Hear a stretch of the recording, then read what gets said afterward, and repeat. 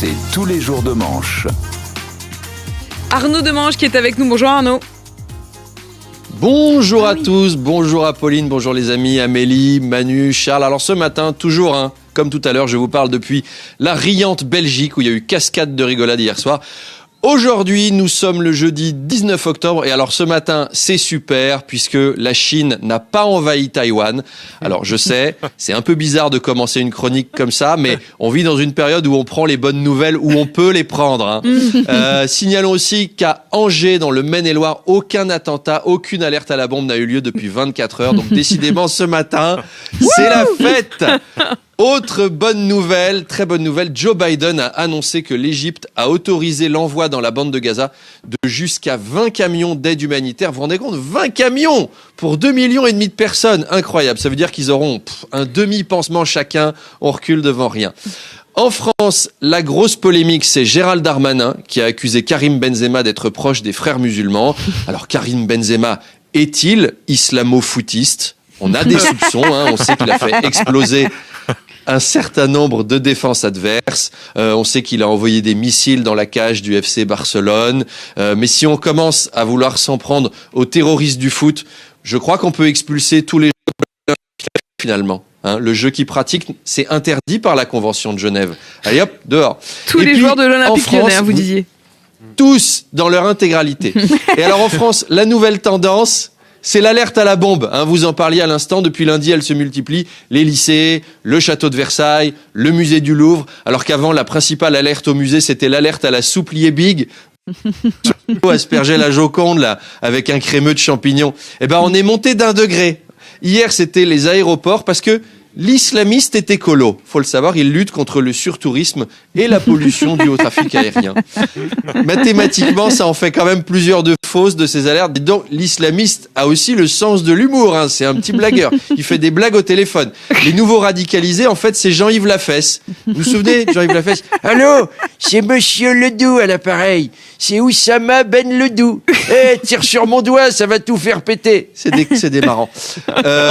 Alors, autre local à avoir été menacé, France 3 Champagne-Ardenne. Je vous jure, c'est pas une blague. Autant les aéroports ou le Louvre, je vois l'intérêt médiatique. Mais France 3 Champagne-Ardenne, quel est l'intérêt pour les islamistes de les menacer ? Oui, chien d'infidèles. Oui, mécréants, au nom du Tout-Puissant, on va vous empêcher de couvrir la semaine du goût de Mourmelon le Grand. Tremblez ! Vous ne pourrez pas connaître le programme de la fête de l'accordéon diatonique et du concert de flûte à bec de Bar-le-Duc. Mais c'est vrai, c'est relou les fausses alertes à la bombe. Vous savez, Charles me disait hier, ce week-end, on m'a invité en boîte en me disant « Viens, il y a que des bombes et tout ça ». Et à l'arrivée, que des moches. Donc c'est relou, les fausses alertes à la bombe. Fausse alerte. Alors dans la période se pose une nouvelle fois la question des fichiers S. En France, on a 20 000 fichiers S, donc des djihadistes, des islamistes, radicalisés, des salafistes. Et les écolos de Notre-Dame-des-Landes, vous savez, ceux qui jonglaient en sarouel devant des cabanons, là, en cuisinant des potages aux légumes oubliés. Et c'est vrai que c'est capital de surveiller à ce qu'ils recommencent pas à faire du diabolo, ceux-là. Voilà, des ressources très bien employées. De plus en plus de voix s'élèvent pour demander l'expulsion des fichiers S étrangers du style « Oui, cette famille, il faut la renvoyer en Tchétchénie, comme ça ils seront loin de chez nous, le pays serait plus tranquille. » C'est vrai que... C'est vrai qu'on est moins nerveux quand il y a point de fichier S. J'entendais Patrick Bosso tout à l'heure qui le disait, pas de stress, il y a point d'S, on les dégage.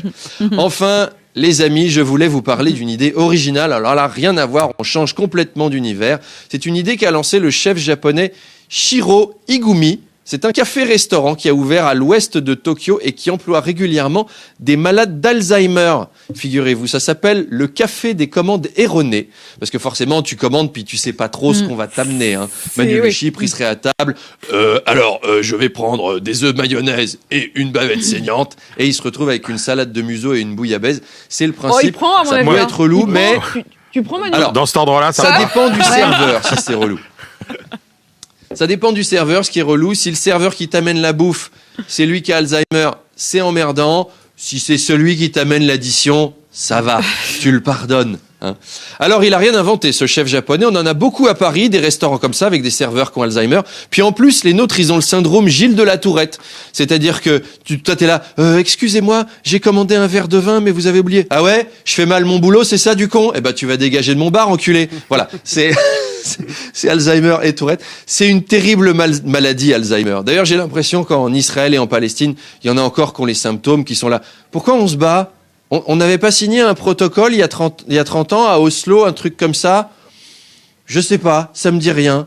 Dans le doute, on continue. Hein. Donc, aidons la recherche contre Alzheimer. Ça fera du bien à tout le monde. Allez, à demain. Je reviens en France demain. Ciao, Et ciao. à demain à Paris, Arnaud Demanche, 8h24 sur RMC. Demanche pirate, le face-à-face.